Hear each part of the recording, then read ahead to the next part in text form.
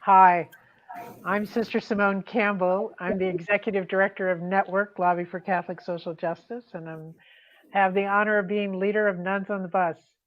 And we've just been doing some technical juggling to try to get us all on the screen. Hopefully, in the course of our conversation, our last person can join us, but she's having a little technical glitch. But anyway, let's invite in our people from the Angry Tias and Abuelas. Here we are in Texas on the Rio Grande Valley. So glad to be with you all. And maybe we could start with um, Elizabeth, Susan, and Jennifer. Maybe just introducing yourself a little bit, who you are, what you do, because your biographies are amazing. So maybe we could get that out, and then we could talk about this amazing work in such challenging circumstances that you all have been doing. So, Elizabeth, do you want to start for us? Hi, so I'm Elizabeth. Everybody calls me Lizzie. I'm one of the Tias. We started out before MPP, before Migrant Protection Protocols remained. Uh-oh, Bus station. Okay, we're okay. All right. There was okay, at the McAllen bus station, receiving tons of families, doing our best to help Catholic charities process all of the people that were coming through. And then once MPP started, we shifted our attention to Matamoros, and Susan and I worked there hand in hand together in the refugee camp at Matamoros Brownsville border. Matamoros is on the Mexico side, right? For yes. those of us that don't know your geography. Yes. Okay. Excellent. Susan, do you want to introduce yourself? Sure. My name is Susan, and Lizzie and I worked together at the McAllen bus station for over a year. And then, as she said, we shifted our focus to Matamoros. And I continue to do some things with the Respite Center, the Catholic Charities Respite Center in McAllen, because I live very close to McAllen, which is a lot closer than Matamoros. But since the pandemic, we haven't actually been able to cross the border to go into the camp. So we've been doing that work remotely since March. I hadn't thought about the impact of the pandemic on this work. Oh my gosh. Whoa. Yes. It's affected everything, hasn't it? Everything. Oh, breaks my heart. Okay, Jennifer, can you introduce yourself? And then I'm so eager to get into this conversation. My name is Jennifer Harbery. I've been a civil rights lawyer with legal aid for most of the years since 1978 down here in the Rio Grande Valley. I've known Susan since 76. We started up the Angry Tias all together right after the inauguration, when we were witnessing such a horror show caused by the changes implemented by the Trump administration. One of the first things I did as an Angry Tia was to turn over the tape recording of the crying children, the crying babies who'd been taken away from their parents. Wow. So this started in almost immediate. So the Tias y Abuelas and the Abuelas, the grandparents, started, or grandmothers, I guess I should say, started right after the beginning of this Trump administration. Is that right? Because of the horror? We were going individually to help as many people as we possibly could, and we started seeing each other over and over and over again. So we got together at my house and formed a loose coalition over some cups of coffee and declared our name to be the Angry Tias and thought it would last about 6 weeks. And here we are. Wow. 4 years later. Holy moly. 4 years later. Oh, but it breaks my heart.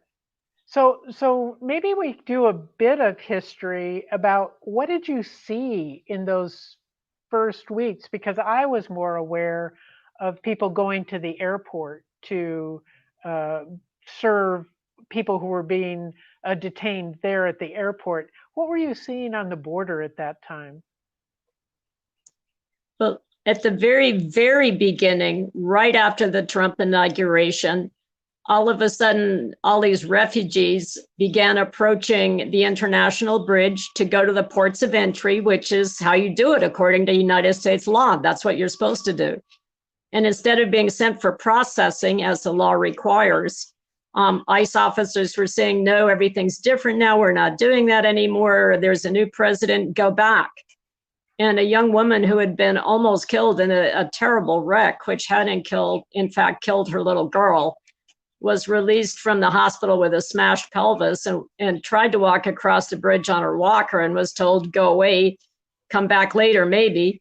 The room was completely empty. The waiting room had 80 empty seats. She walked back hobbling on her walker and was kidnapped at the foot of the bridge, like almost everybody else. That's what we were beginning to see, for example. Wow. Wow. All right. So let me, I'm trying to see, Lizzie, so you've been involved in on the McAllen side with some at the bus station as well as this remote work now. Could you talk a little bit about your work and what you've encountered? So the part about the bus station was really interesting. It evolved over time. We noticed big groups arriving, and Catholic Charities did obviously the bulk of the work. They did the reception and the phone banking for bus tickets, feeding the immigrants, housing the immigrants. And so we initially tried to find, where can we help? And we noticed that there was a point in time when they were released to the bus station with their tickets where they sat and waited. And we thought, okay, maybe this is our gig. This is our niche. We can come, we can welcome them to the bus station.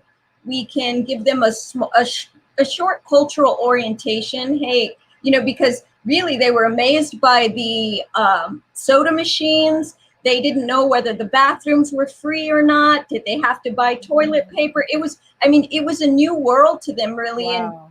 And so we kind of extended Catholic Charities' bubble a little bit further until they could get on their bus. And then we became aware that they needed legal information. So a pro bono list of lawyers was created, and we talked to them about who was available, where they were headed. We talked to them about their bus ticket, and it took me and Susan a fair amount of time to figure out those bus tickets for ourselves, and we spoke English. So I believe it was a huge service, and it just gave them one less thing to think about, to worry about. And we welcomed so many volunteers to help and meet the immigrants, help the immigrants. And that's the kind of work that we did at the bus station. And I'll let Susan take over from the point MPP arrived to the Valley. Okay. And well, just another. Just a minute.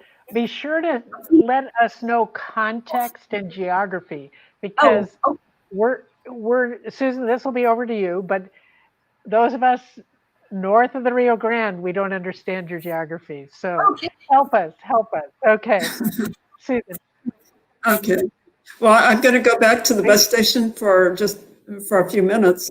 There were people who arrived at the bus station who didn't even know what country they were in. They were so confused. People had not given them an orientation. They were picked up by the Border Patrol. They were kept for various amounts of time in La Hilera, which is an ice box, which is what they referred to as the Border Patrol processing station. It was freezing cold. Kids were separated at a certain age. They were separated there from their parents so that while they were detained, they weren't with their parents. It was just a very, very traumatic experience for people. So when we saw people getting off these buses, they were sometimes just like, they didn't know where they were and what was going on. We saw them before they went to Catholic Charities, so we were able to help Catholic Charities get them over to the respite center where they got a better orientation. But we did see people who didn't even know they were in the United States. They just didn't know what was happening. We started out we had a lot of supplies there at the bus station, in the Border Patrol detention, all of their shoelaces are taken away from them. If they have belts, those are taken away from them. So people would show up at the bus station with no shoelaces, no belts. I remember one young man who had lost weight apparently, and his pants were he had to hang on to his pants to keep them from falling down. So we kept supplies on hand for that purpose. The bus station is in a low-income area of town in McAllen. There was a store right across the street, like a very discount kind of dollar store, and we would run over there and buy, I don't remember, 20 sets of shoelaces for $1. It was just amazingly inexpensive, and we'd buy belts, and we had all those things on hand for people. In the winter, we had winter things for them. Sometimes we would have to take somebody down the street to find something because we'd have families sometimes who didn't have any shoes at all. So there were low-cost shoe stores on that street. So it was just an incredible experience. And like hundreds, like Lizzie said, there were a few days when 1,000 people were released. And on those days, the Catholic Charities had to ask for help from Salvation Army and some other places, other churches to house them because they just didn't have the space for that many people. But they were able, everybody got processed, everybody got helped, but it was just an amazing experience. Wow. And did you get a sense of where these folks came from? How long had they been traveling? Did you get any of you get a sense of that? What was the story behind their moving? They came from all over Central America for the main part, Honduras, El Salvador, Nicaragua, Guatemala. Those were the primary places. Lots of people from Honduras and Guatemala especially. Some of them just took a long, long time to get there, and others maybe took buses. A lot of times we didn't have time to get that much information. We were focused on helping them understand their bus ticket and giving them the legal information that Lizzie was talking about and explaining the other things. So it was just really, we tried to reach everybody, but sometimes we missed a few people, I'm sure. But the thing that touches me so much that the tias y abuelas, you responded because of the need. And I think so often we think, oh, what can I do? I'm only one person. But here you are coming together saying, hey, we can do this. We can do a little piece of the work. I mean, that to me is amazing. And people from around the country responded. We had volunteers from everywhere. We're still in touch with some of them. Lizzie and I are going to be on a Zoom call tomorrow with 2 volunteers who came from Maryland and Kentucky, who came down here 4 different times to help. And, there were just some wonderful people from everywhere who came down to help. Wow, that's fantastic. That is really encouraging. I'm wondering, how have you seen this change? I mean, this is 4 years of work, 3.5 years of incredible work, and incredible generosity of heart. And I'm wondering, Jennifer, have you seen, as the legal battles have continued, have you seen a legal shift in this, or are the same issues that you were fighting, back in 17, do they continue to this day? Oops, can you unmute yourself? Me now? There we go. I guess I should just give, if I may, just a short chronology of the changes, because the Trump administration would make a change with the intent of locking out all refugees illegally. Under U.S. law and international law, they have the right to ask for asylum and cannot be sent back to a place of danger. So everyone would go to court, all these different groups, and that one particular action would get dropped, but then there'd be another one slightly different almost immediately. The first is what I described before. People would arrive at the U.S. ports of entry as provided by U.S. law and ask for asylum. And instead of being, sent across for processing like the law requires, they were sent back. And in Reynosa, which is just across from McAllen, I was going in and out constantly right then, and pretty much everybody was being sent back, and most of them getting kidnapped at least once.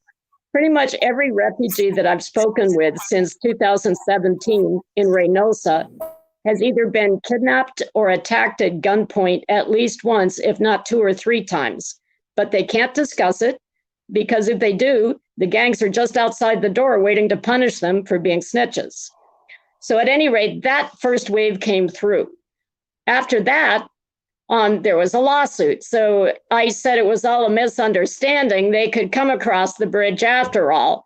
But what started happening is I started pushing Mexico not to let them approach the bridges and stuff. But the very first step, and this is how we Tias originally met, was I started saying, no, you can't. You can come across the bridge to the port of entry, but you cannot sit in the empty 80-seat waiting room in the air-conditioned salon there, even though it's empty. You have to sit and wait your turn on the bridge in the 104-degree heat. You cannot come in. It was taking about 2 weeks. People were sleeping on the cement with their babies and pregnant wives and stuff, incredibly sick.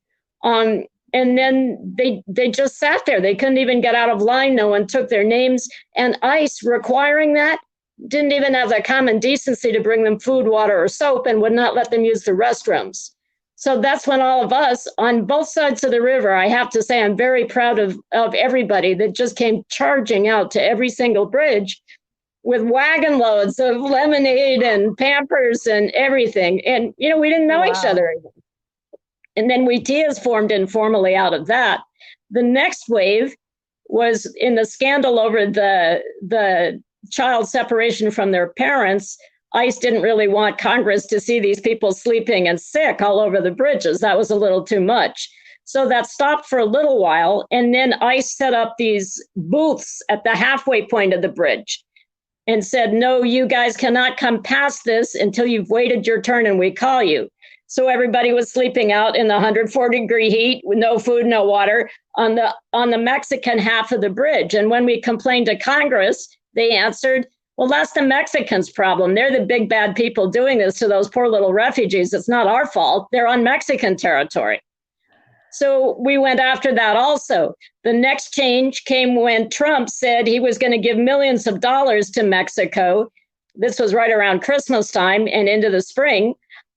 If they would just keep everyone away from those bridges altogether. So Mexican immigration started grabbing everyone in the northern area that did not have an active visa to be there. A lot of people that applied in southern Mexico for transit visas just to cross Mexico and try to get asylum in the US. But as they came out the door of those buildings, they saw the gangs from back home, believe it or not. Honduran gangs sent people to wait outside those offices and watch for people. So they all jumped, sent their papers in, took their receipts and went north as fast as they could go. When they got north, immigration from Mexico started grabbing all of those and threatening to deport them because they didn't have the final papers. Then they started grabbing everybody who did have final papers, even permanent residents, saying, no, that doesn't count because those transit visas and permanent residency visas, you're in violation of the conditions. You're here, you're allowed to be in Mexico or even live in Mexico, but you're not allowed to cross the bridge. So you're in violation of your status here and we're going to tear up your papers. So we actually filed with the Inter-American Commission over that after they just started blocking everyone left and right and charging a huge amount of money for anyone, or sexual favors, worse yet, from anyone trying to get across with their small children. Then we got word from a group of Africans who had been kidnapped and held by Mexican immigration officials in the basement of the immigration building in Reynosa, in the bridge. And Univision smuggled an Apple phone down there, and all the prisoners Facebooked out to confirm everything. And they showed their receipts, which went straight back to the director of immigration for Reynosa. That kind of blew up, having the Mexican immigration officials be blocking everyone from entering the bridge. And all the responsibility then went to a brother who runs the shelter over in Reynosa, one of the bigger shelters, Brother Hector. And he had to do all the work of photographing them. And his little shelter went from 200 people to about 800 overnight, because that was where you had to stay and wait your turn, quote unquote.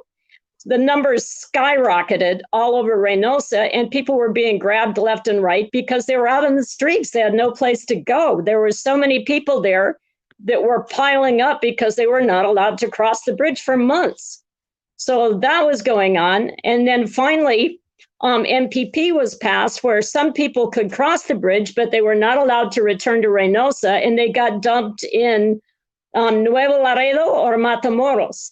And those that went to Nuevo Laredo, even a missionary priest was kidnapped that first night. One of the Cubans had been attacked 5 times in 3 days in Reynosa, got dumped in Nuevo Laredo. A woman in his group went across the street to get food for her children and never came back. Another group of women with children were crying and begging for instructions to get to the shelter where the pastor had just been disappeared, as a matter of fact. And they were grabbed by a group of men with tattoos and hauled away right in front of Mexican officials. And then that night, an old man was chased into the parking lot screaming with a whole group of more tattooed men right behind him who dragged him away. They were then dumped in the middle of the night in a red light district, extremely dangerous, over in Monterrey, and ended up emailing me begging for help because they were hiding out in this cheap hotel surrounded by gang members who were threatening them. So that was MPP. Meanwhile, a young woman tried to cross the river, was kidnapped, of course, as she approached the river with her 3-year-old son. And what happened at that point was they took her to a safe house with many others, and they were told if they didn't come up with the ransom, they were going to be sold for their organs, especially the children. So her ex-husband rushed the money into the bank account. They were about to leave when a second gang showed up, and there was a huge shootout, and all the parents lay down on the floor on top of their children, hoping to survive. Literally, bullets were tearing the walls off. They survived that, got across, and explained what had happened. And I said, well, there's MPP now, you have to go back. And they begged and pleaded and were sent back with a court date. She ended up in Matamoros and was kidnapped again with her 3-year-old son, thrown into a van, driven back to Reynosa over a course of 3 hours, and gang raped in front of her 3-year-old son. And then when they were in the shelter trying to recover from that, the gangs forcibly entered one night. So she's now in hiding. Her little boy had stopped eating. She's petrified. She cannot come over here. The U.S. courts have decided she's not really in danger. We tried to arrange to get her to Costa Rica to some friends of mine to a safe place, but she can't go there because of COVID. So thank you so much, President Trump. This is making America great again for sure. So this is where we are, and Susan and Lizzie can tell you all about, the horrors that have gone on at that tent city. Madeline can tell you all about the complete horror show that happens once you're in Port Isabel Detention Center. And if you're African, you are going to spend a long time there, and you are going to get very ill, and you're going to get lucky to come out alive and in one piece. Oh my God, Jennifer. Okay, we're all on it 24/7. And what I love about the Tias is we're all completely different and good at different things. We all run out and grab the piece we can do, and it works great. Well, I was going to say the part I now understand about the Tias is the angry part, because just listening to this litany, it's like, you said it. You just expressed it perfectly. Oh my God. Oh my God. This is horrifying, horrifying. And it continues to this day, right? I mean, the piece that I hadn't realized was that the Central American gangs are present at the border as well. Oh my God. And the Mexican gangs realize these people aren't from here, so they grab them. People from Africa are in the worst shape of all. They can't blend in, and they get grabbed left and right and trafficked and killed. Wow. Yeah, last week we did a site visit in Chicago, virtual site visit like this in Chicago, where it was the first time I really learned about the number of African immigrants that come up through Brazil and then all the way up. That was news to me. I hadn't realized that. I mean, it's I can't even imagine what dislocation they must feel. And then they come through the jungle on foot through Panama, and huge numbers of them die along the way. There's no water, there's wild gangs, there's no streets, there's no nothing. Then they get to the good places like Honduras and go north. Whoa. Oh my God. Well, Elizabeth and Susan, what are you seeing now in this COVID time that you can't be out among? So what's happening? Go ahead, Susan. Go ahead, Lucy. Oh no, one of you picking. So part of what's happened is that they've invoked this Title 42, and probably Jennifer will be able to speak more effectively about that. But that has, in essence, shut down immigration completely as a protection for us. And that's a huge disconnect in the conversation about COVID. It's far too dangerous to allow the immigrants to enter the US or to have their courts, but it's not so dangerous that they will release immigrants in detention. So there's this disparity that exists there. Is it dangerous or is it not dangerous? But for the Matamoros population, which is at the Brownsville port of entry, the southernmost tip of Texas, we have a refugee camp, and the work we do there, I mean, the love, the compassion, the kindness, that's all the same as the work we did at the bus station. But something that contrasts so much is that each family that we dealt with at the bus station, it was maybe 20 minutes max.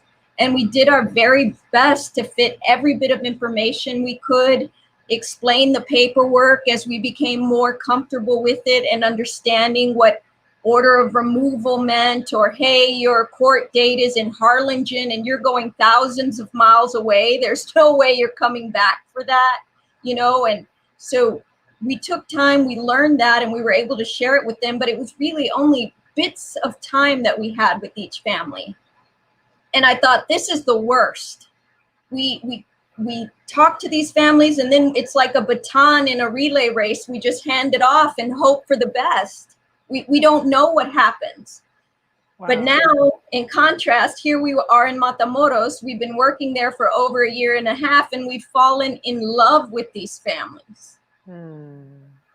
So this is worse.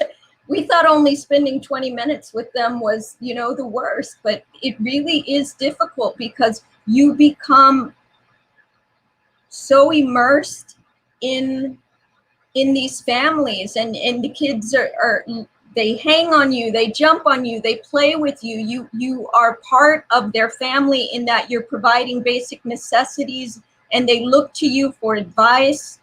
And the work that we do, it's gone completely remote. So that's been a big issue because our physical presence is no longer there. And I recognized very quickly that that's a lot of what the Tias were providing, was that physical presence that said, you're not alone. We see you. We're with you in this lucha, in this fight that you have. And so I think that has been the most drastic change, is the lack of our physical presence in the encampment. But maybe Susan can talk about how we're managing that. Right. Oh my gosh.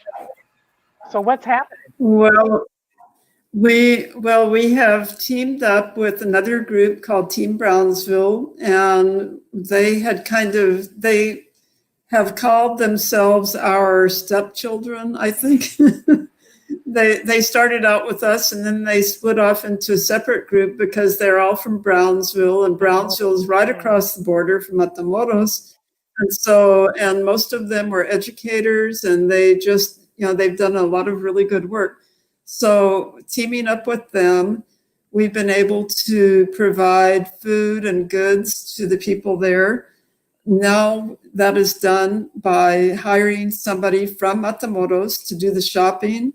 The person from Team Brownsville gives her the order, gives her the list of what's needed based on what she hears from our store managers. So, backing up, They're starting out about a year and a half ago. One of a volunteer who'd been in Matamoros had the idea of starting up a free store in a tent with goods that were provided by the volunteer agencies. So that kind of blossomed as the population grew to like 2,500 to 3,000 people in that camp.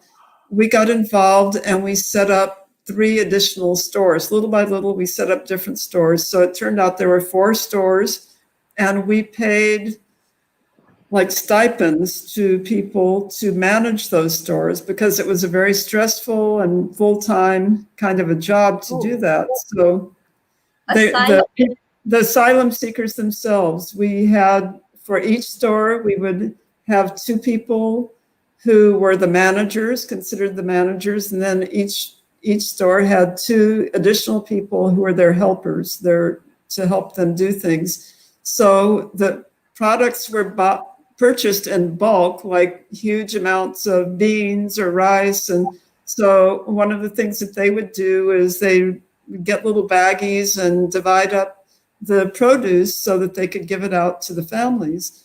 So that was one of the things that we have been involved in with Team Brownsville's help. And providing other sorts of things as well, their clothing. The Team Brownsville started a school for asylum seekers. And now there are various other groups in the camp who are not really in the camp right now. There's a medical clinic that is there, that is remained in the camp, active in the camp. And most of the other groups are doing remote services as well. There are some individual people who do go in. Catholic Charities, the director of Catholic Charities has started going in the last couple of months during the COVID time. So there are people who go in, but we are in constant contact with the people who are there, especially Lizzie. I think her phone number must be written on walls so that and one of our other members as well, there's another member of our group who gets a lot of calls as well. And we have meetings with the store managers and with the leaders who are there at the camp. So we're in communication with them and with individual people that we've gotten to know. So let me just get this straight. Okay, so our people understand that Brownsville is at the very bottom, and then Right. McAllen is just up from that. River. It's about 60 miles or 70 miles upriver from Brownsville. Okay, and so it's in this region that you all are principally working at this time. Right. Correct. Sometimes we call it the non-constitutional zone because lots of the injustices that exist on, they exist here in the Rio Grande Valley. We're a region that has been generationally surveilled. There's militarization of the border happening here. We have a huge population of undocumented people who have lived, worked, thrived in this area. So we fight our own battles on this side of the border, even, that have, that intersect with this one in particular. But I think that it's very interesting that at the refugee camp, I would say it's being run with little to no governmental aid. You're really looking at a handful of grassroots organizations, most of which didn't exist 2.5 years ago. So speaking to your point, Sister Simone, it really is people who saw something, an injustice, and decided, I've got to do something. And part of what makes us pretty cool is that we have the flexibility because we are grassroots organizations. Us in particular, we're a gap organization. We see something that needs doing and we do it. And we don't have to run it up the flagpole or anything. So I really appreciate that part of the work that we do in Matamoros. We're part of this wonderful collective of people who just said, we've got to do something. And we've done it, and we We work together, we identify the needs. We have GRM, RCM, our sister. Okay, wait. Don't just give us initials. We don't know what the initials are. Oh, I'm sorry. Resource Center Matamoros, which is a grassroots organization that began in response to what is happening at our border. GRM, Global Response Management, they handle the medical needs in the encampment.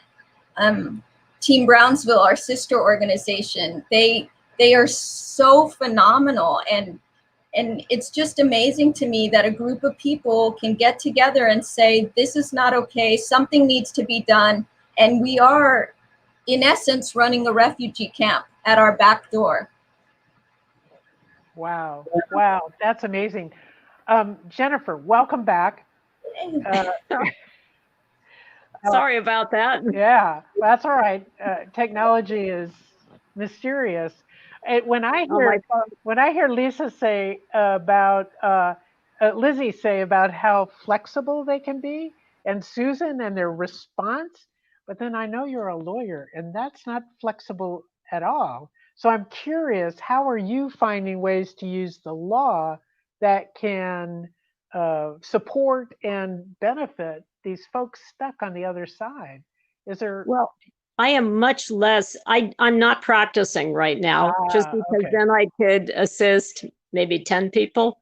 And, you know, I'm the one going in and out of Reynosa across from McAllen, and that's hundreds of people at a time. But I do things like know your rights sessions with them. I try to prepare them for what's going to happen when they get to the other side. I do meet regularly with networks of attorney friends and talk about what's happening, get them the information, and often, you know, give suggestions about what I think can be done in terms of a lawsuit.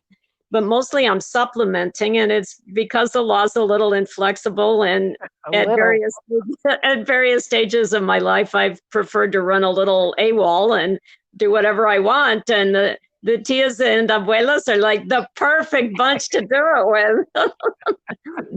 Well, I totally understand. I practiced law for 18 years in Oakland, and yeah, I like my mavericky life now. Yes, yeah. It's great to know. It's a great toolbox, but I'm having much more fun right now. Well, and the need is so huge. I think that's the daunting piece. And so I'm curious. I know this is going to stir people up and want to respond. So I'm curious if I could ask each of you to think for a minute about what can folks in this flavor of Tias, what can people do? Because too often we just sit paralyzed and not know how to respond. And I'm curious that you're going to have a Zoom call with folks that have volunteered, or how can we be supportive of this amazing work that you're doing? It really seems critical. And then the second piece of that, what can we do now? But if there's a change of administration, what do you see down the road? I think that would be, you see my sign back here, who we elect matters. So that's why we're on the road to do this. So maybe the two questions, what can people do to help now? What do you see for the future? And whoever wants to start, feel free. Or I could call on you. I think it's important that people try to educate themselves about the issues that are happening, because what's happening here in the Rio Grande Valley has national implications. So try to educate yourself about what's happening here. And once you do that, you're going to very easily be able to identify those groups that are working to either mitigate the circumstances that have been created because of policies. And also, you're going to be able to identify those people that you've elected that are either working towards more humane policies or working against humane policies, and then you vote accordingly. And I'm probably the least politically involved Tia that there is. Initially, when I started this work, I thought it was a dirty word, but I am recognizing that we can do all the direct service and humanitarian aid that we are capable of. But until there's change at the policy level, nothing long lasting will ever happen. And we can help people now in the Matamoros camp, or we can do both. We can shift attention towards the policy level and work really hard to change things so that refugees are able to exercise their right to ask for asylum. So vote, but don't just vote for the right people. Right. You know, we did a site visit last week where one of the workers, like you, had in a sign in her room that's in her office that said, "Bad politicians were elected by good people who did not vote." Isn't that powerful? It's like, Yes. whoa, vote for the right people. Absolutely. Right. I've completely shifted my mentality, and I realize us humanitarian aid workers need to become politicized. The other end is. So we need to go to the power where it is. Power will not come to us. So we need to go out there and affect policy. And that means voting. Absolutely. Perfect. Now, Susan, So wait. another. Can I just say that Madeline, who was trying to join us but had all kinds of technical difficulties, has sent you something that she would hope to be added. Yes, that's just what I was. That's exactly what I was going to do. Thank you. So Madeline is one of our tias who has started and maintains our contact with the detention center, people who are detained. There are 2 detention centers, long-term detention centers in our area. And she has between 25 and 35 people who are being detained, long-term detention, that she is helping at any one time. There are people from Central America, from Cuba, from Haiti, several West African countries.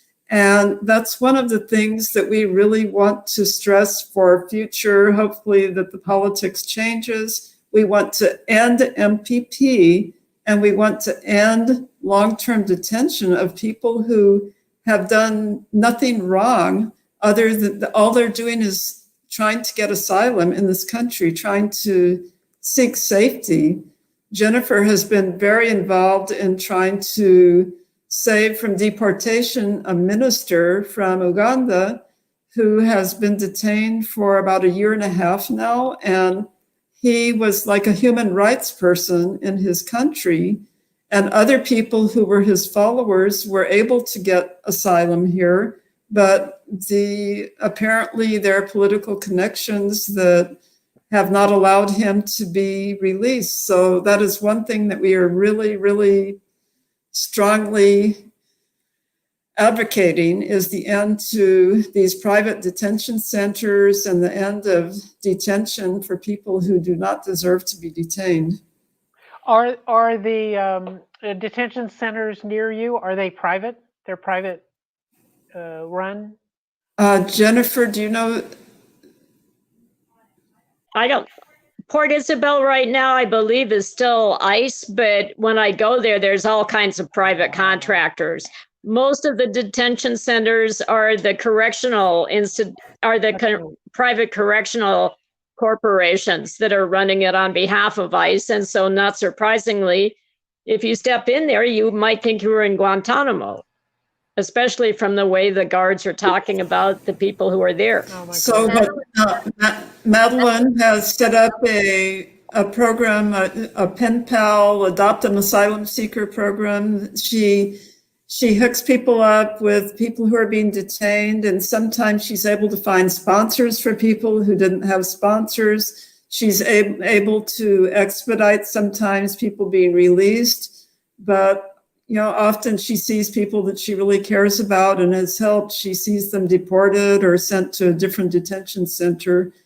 But it's been an incredible kind of a job that she's been doing, but we just need to do away with that whole system. Amen. Let's end it. Because this whole piece about using the COVID emergency is all down to Stephen Miller in the White House. I mean, that was his effort from day one. was to end immigration, period. And so this whole thing is using as a cover for accomplishing his goals. We need to change it. It's easy. Right. I mean, it's not easy. It's clear as can be what needs to be done. We just need the resolution to do it. Wow. Oh my gosh. I'm curious. Okay, if Madeline has this pen pal thing, I was thinking some of our people are more limited in mobility, but write letters. Is there a way people could volunteer to be pen They pals? can, yes, they can go to our website and there's a volunteer button that they can click on and they can fill out the form and that will go to our email and I will get that email and I'll respond to them. All right, the human being on the end of the Yes, email. I yes, there's love it. I actually love it. a That's human great. being. Dear Susan, I appreciate that. And if I may too, Sure. Madeline's group network especially, but all of us that are working with the detainees and even people that are still in Matamoros or Reynosa, once they get across, they have to have a sponsor. And that's usually a family member with legal status. If they don't have a family member with legal status, we desperately need church networks to volunteer to take them in and take care of them while their cases are being processed. And it's the only way they can link up with attorneys, get adequate health care, et cetera, et cetera. That pastor that Susan was referring to nearly died because they so ignored his diabetes for nearly a year, checking his blood sugar only once every 3 months, that his glucose reached the 500 level. He went blind with cataracts. And then he was exposed to COVID with no protections and apparently suffered that so that his white blood cell count crashed to about 0.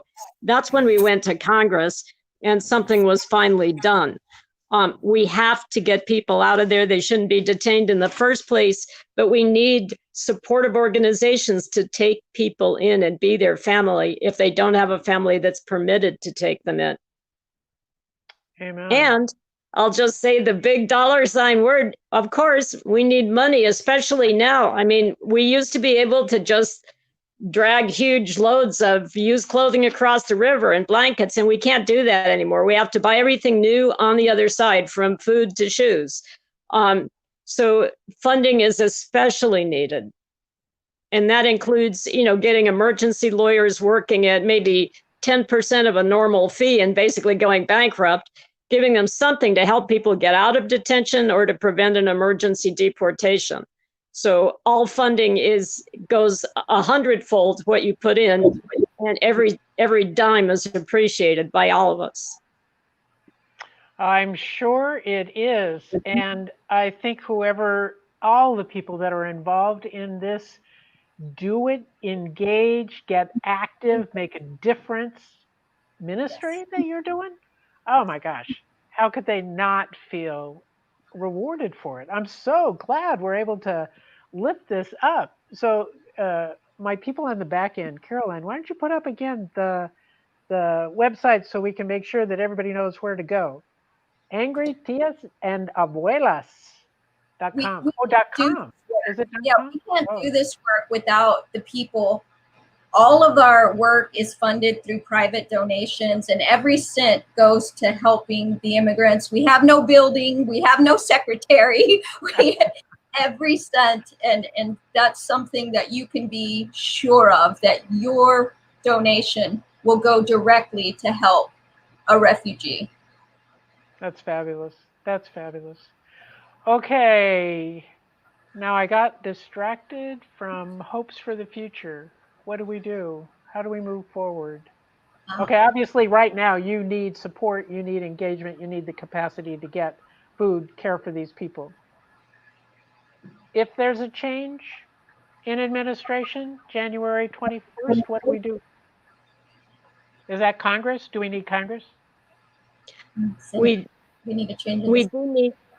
We do need Congress, and I would just run through a litany of legal reforms that should be instituted immediately. And this is not just under the Trump administration. We've needed this for years. As Lizzie said, there should be no detention for, mothers and fathers running with small children at gunpoint out of their country, leaving half their family dead behind. I mean, that's ridiculous.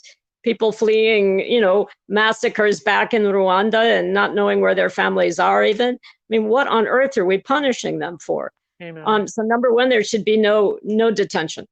Number two, let's just shut down the immigration courts. Those are a disgrace to any attorney. It's an embarrassment and an excuse to just punish these people further for even thinking of trying to come to the United States like most of our ancestors did.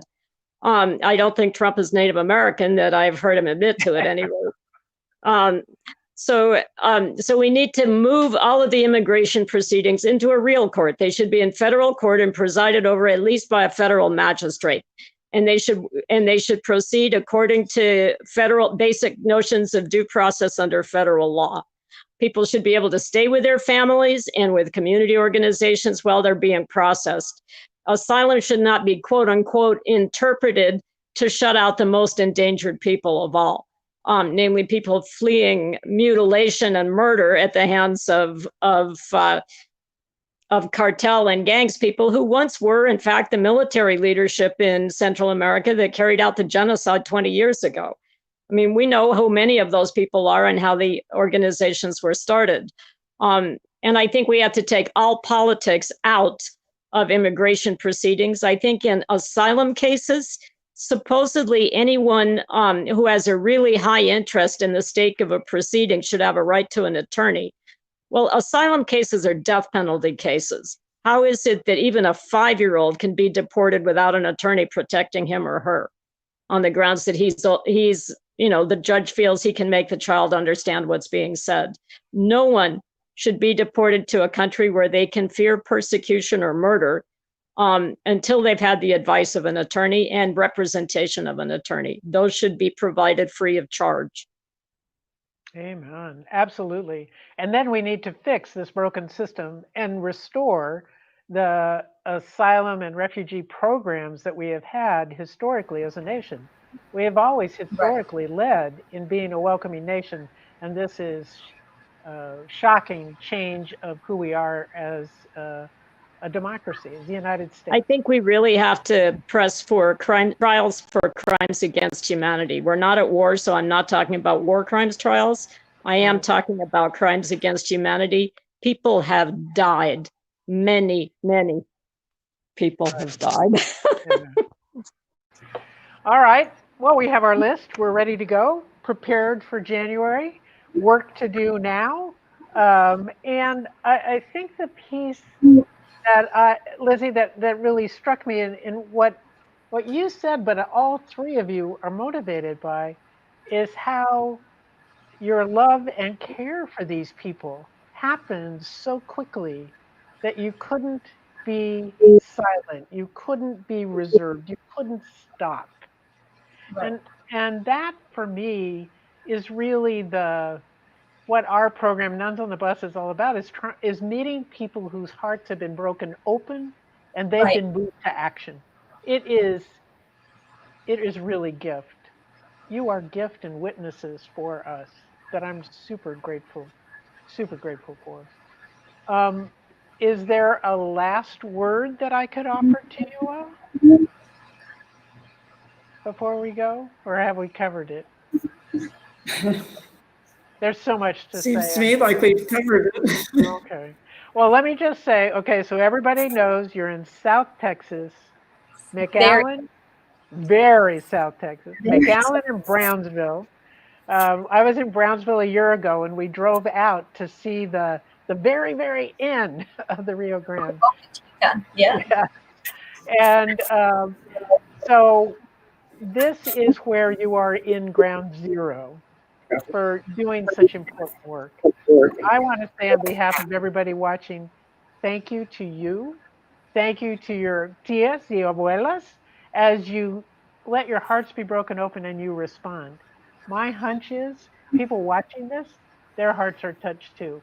And may we together make the change that we need. Yes. We can make change.